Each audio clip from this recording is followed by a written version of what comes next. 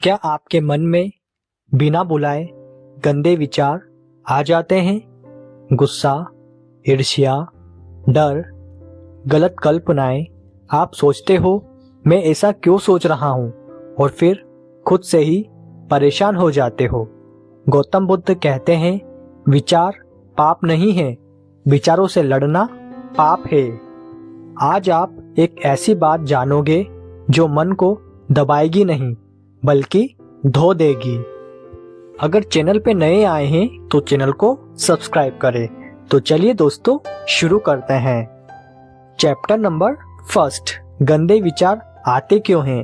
मन मशीन नहीं है, मन नदी जैसा है।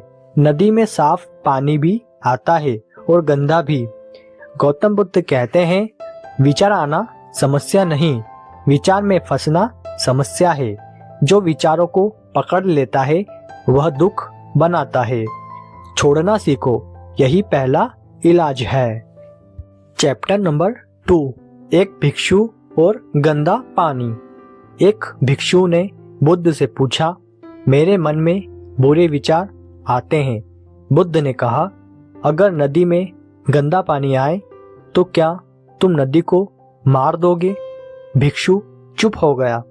बुद्ध बोले, मन भी नदी है, पानी आएगा और उसे बहने दो। चैप्टर नंबर 3, विचार को रोकने की गलती। हम जैसे ही बुरे विचार आए उसे रोकने की कोशिश करते हैं, यह गलती होती है। बुद्ध कहते हैं जिसे दबाओगे वह और ताकतवर बनेगा।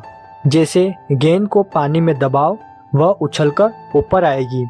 विचार को मत दबाओ, देखो और जाने दो।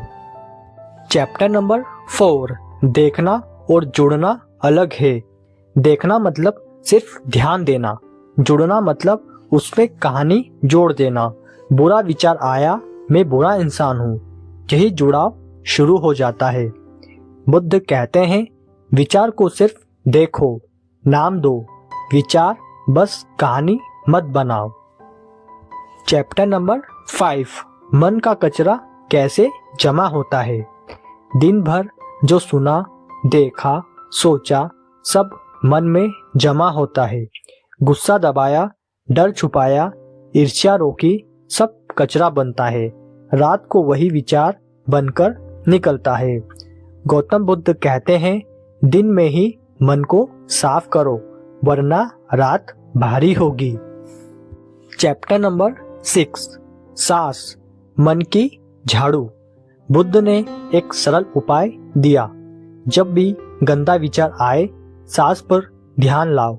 सांस अंदर, सांस बाहर। सांस वर्तमान में रखती है, विचार अतीत या भविष्य में होता है। जहाँ सांस है वहाँ शांति है, यह मन की झाड़ू है। चैप्टर नंबर 7, विचार तुम नहीं हो। सबसे बड़ा भ्रम यही है, जो मैं सोचता हूँ वही मैं हूँ। बुद्ध कहते हैं तुम विचार नहीं, तुम वह हो जो विचार को देख रहा है। जैसे आकाश में बादल आते हैं, आकाश गंदा नहीं होता। मन में विचार आते हैं, आत्मा गंदी नहीं होती। यह समझ आजादी है। चैप्टर नंबर 8, गंदे विचार का सही जवाब। गंदा विचार आए तो डरो मत, लड़ो मत, बस कहो मैं तुम्हें देख रहा हूँ। बस इतना। जब विचार को ध्यान मिल जाता है तो उसे लड़ने की जरूरत नहीं रहती। ध्यान विचार को शांत कर देता है। यह बुद्ध की गुप्त तकनीक है। चैप्टर नंबर 9, क्यों शांत लोग सबसे शक्तिशाली होते हैं। जो मन से लड़ता है वह थक जाता है, जो मन को समझता है वह शांत हो जाता है। बुद्ध कहते हैं शांति कमजोरी नहीं, सबसे बड़ी शक्ति है। गंदे विचार कमजोर मन में टिकते हैं, जागृत मन में वे टिक नहीं पाते। जागृति अभ्यास से आती है। चैप्टर नंबर 10, रोज का 5 मिनट बुद्ध अभ्यास। सुबह या रात 5 मिनट चुप बैठो, आंखें बंद, सांस देखो। जो भी विचार आए नाम दो, विचार अच्छा या बुरा मत कहो, बस देखो धीरे धीरे विचार कम होंगे, मन हल्का होगा। चैप्टर नंबर 11, गुस्सा और गलत विचार का रिश्ता। अधिकतर गंदे विचार दबे गुस्से से आते हैं।